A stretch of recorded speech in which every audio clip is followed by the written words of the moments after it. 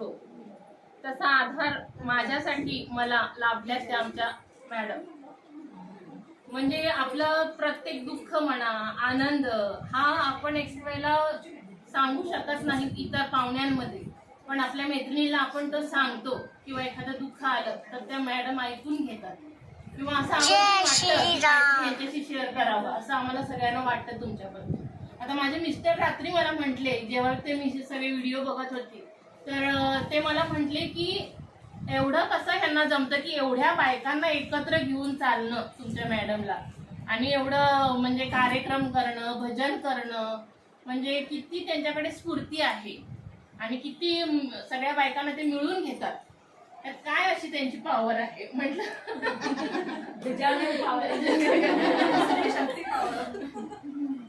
मी आता एक महिना मी आले नाही, मी योगाला आले नाही, भजनाला आले नाही, तर मला मी खरं सांगते मला एवढं मी गावी होते पण एवढं वाटत होते की तुमचे सगळ्यांचे व्हिडिओ आणि फोटो बघून की कधी इथलं मी काम संपवते आणि कधी जाते.